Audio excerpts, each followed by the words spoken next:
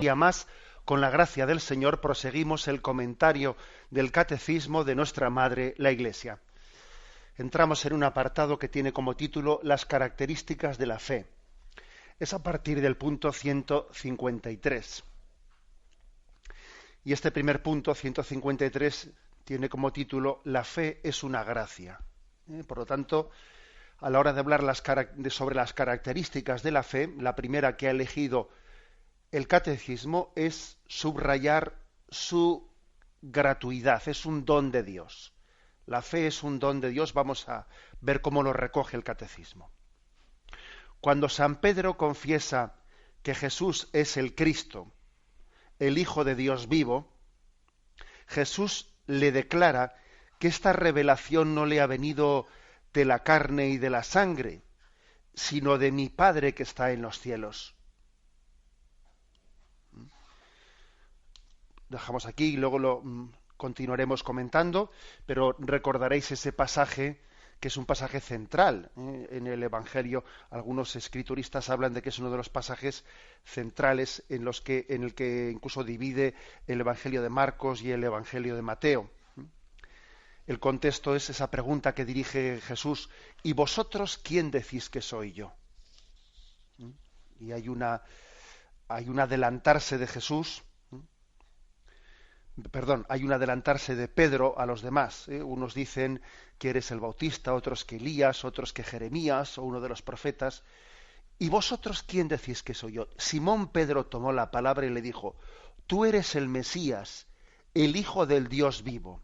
Hacía una confesión ya no de qué me parecen las palabras de Jesús o las obras de Jesús, no, sino quién es Jesús. Es una pregunta por el ser, que es ir a lo sustancial.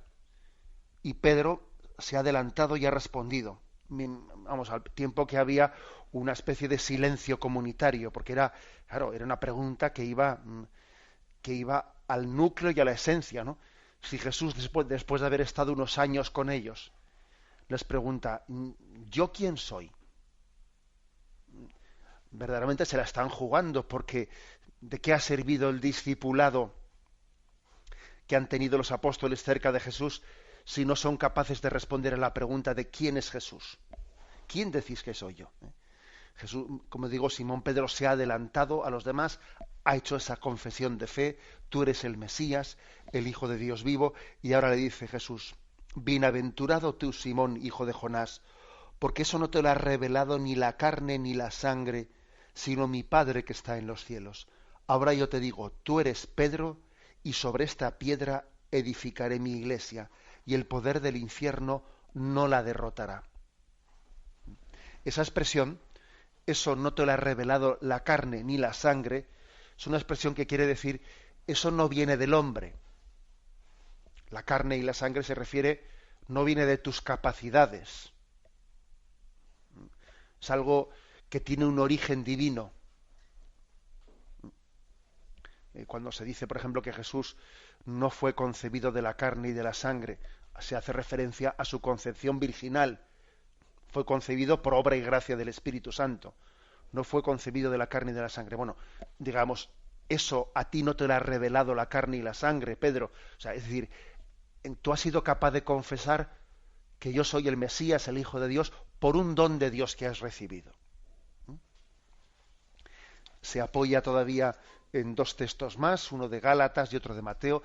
El de Gálatas 1:15 dice San Pablo: mas cuando aquel que me separó, que me eligió desde el seno de mi madre y me llamó por su gracia, tuvo a bien revelar en mí a su Hijo para que lo anunciase entre los gentiles, al punto subí a Jerusalén, etcétera. Pero fijaros, aquí lo que nos interesa de ese texto es que habla de que aquel que me eligió desde el seno de mi madre me llamó por su gracia. O sea, Pablo entiende que el camino de Damasco, en ese encuentro que ha tenido con Cristo resucitado, ha sido llamado por su gracia.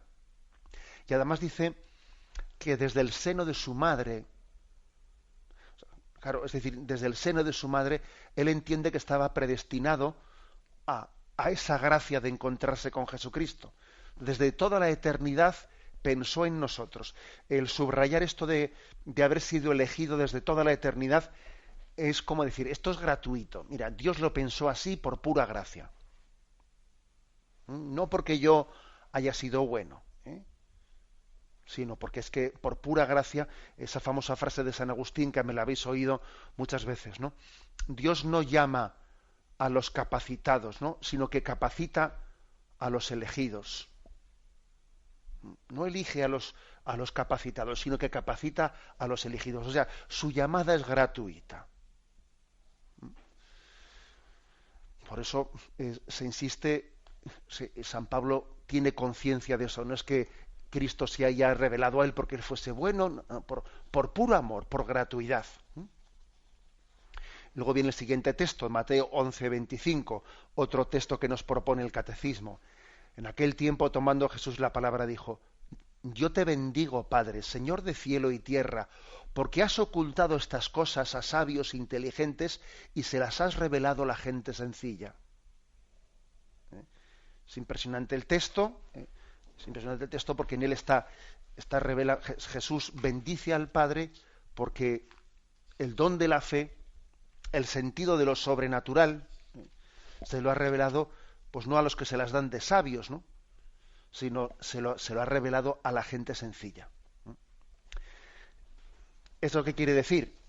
Pues que la fe es un don de Dios gratuito y además tiene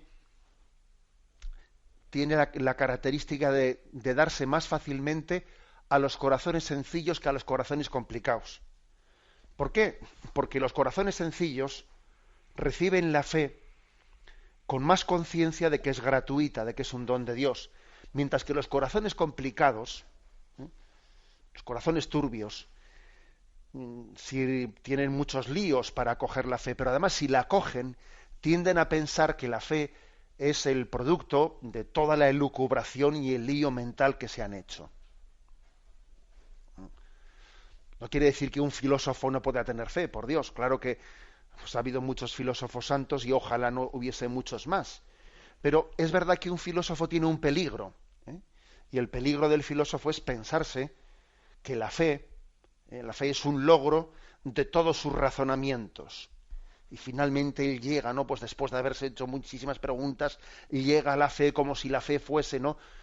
Hubiese sido construida, fabricada por todo su esfuerzo mental. Pues no, mira, está claro que es muy importante que nos hagamos preguntas, que para eso Dios nos ha dado una inteligencia, pero luego, al final, cuando Dios te da la fe, te la da gratuitamente. Quizás todas tus preguntas habrán servido pues para disipar obstáculos, etcétera, que también Dios quiere que utilicemos, ¿no? Nuestra capacidad racional, pero al final la fe solo puede tenerla el que la recibe gratuitamente. Por eso este texto de Mateo 11:25 es un recordatorio de que para tener fe hay que ser como niños. Y no en el sentido de que el niño no haga preguntas. No, porque el niño hace muchas preguntas, ¿Y esto cómo es? ¿Y esto cómo es? Los niños hacen muchas preguntas. Algunos acusan al cristianismo, claro, es que aquí lo que quieren es anular la razón, que el hombre no se pregunte. No, no. Cuando Jesús dice, si no os hacéis como niños, no entraréis en el reino de los cielos, no se refiere a no preguntar, a que el hombre no tenga muchas cuestiones ante Dios, pero tiene que hacerlas con espíritu sencillo, no con espíritu complicado. Porque muchas veces el hombre pregunta con la intención de dejarlo todo oscuro, de no obtener respuesta. ¿Os habéis fijado que muchas veces hay personas que preguntan con la intención de que su pregunta no tenga respuesta? Yo eso lo he comprobado muchas veces. Que tienes a veces algunos diálogos y te das cuenta que algunas personas hacen preguntas sobre la Iglesia. Bueno, tú intentas responderla y él, en cuanto que empieza a ver que la pregunta que tú le has hecho, que él te ha hecho a ti, mejor dicho, ¿no? Tú empiezas a respondérsela, entonces ya no le interesa ya lo que vas a decirle. ¡Ay, tiene respuesta! Entonces le hago otra pregunta, porque en el fondo está haciendo preguntas con la intención de ver que te deje cortado, que él lo que quiere no es saber la verdad, lo que quiere es demostrar que todo es confuso y que no hay verdad. Esa es la diferencia entre preguntar como un niño, porque un niño pregunta queriendo saber. Y a veces los espíritus complicados preguntan queriendo confundir. Bueno, en ese sentido, digamos que Jesús nos predica el ser como niños y Jesús alaba al Padre porque ha revelado sus cosas, ha revelado el don de la fe, no a los que se las dan de sabios, ¿no?, sino a los sencillos, a los humildes. Bien, estos son los tres textos primeros, ¿no? Continúa diciendo, por lo tanto, esto no te lo ha revelado la carne ni la sangre, Pedro la fe es un don de Dios. Y continúa el catecismo. La fe es un don de Dios, una virtud sobrenatural infundida por Él, por Dios. Una virtud sobrenatural. Sabéis que de las virtudes teologales, fe, esperanza y caridad, bueno, pues hay ahí la primera, la fe. Y ahora viene aquí una cita de la Dei Verbum, la Constitución del Concilio Vaticano II, en el número 5, que dice: para dar esta respuesta de la fe es necesaria la gracia de Dios, que se adelanta y nos ayuda, junto con el auxilio interior del Espíritu Santo, que mueve el corazón, lo dirige a Dios, abre los ojos del Espíritu y concede a todos gusto en aceptar y creer la verdad. O sea, que es que cuando hacemos el acto de fe, estamos siendo asistidos por el don interior del Espíritu Santo, que abre los ojos del Espíritu. No solo existen los ojos carnales, también existen los ojos del Espíritu. Y uno puede estar ciego interiormente, ¿eh? Y el Espíritu Santo trabaja en nuestro interior para abrir los ojos espirituales, ¿eh? Y la mayor obcecación es la del que no quiere ver, se dice, ¿no? Entonces es posible que nosotros tengamos resistencias internas a la labor del Espíritu que quiere abrirnos los ojos espirituales. Entonces, pues, desconfianzas, orgullos, amores propios, sentido materialista de la vida, etcétera, pueden ser los motivos por los que alguien mantenga los ojos espirituales cerrados. Y el Espíritu tiene que hacer toda una labor de purificación, pues para que alguien venza esas resistencias que le impiden creer.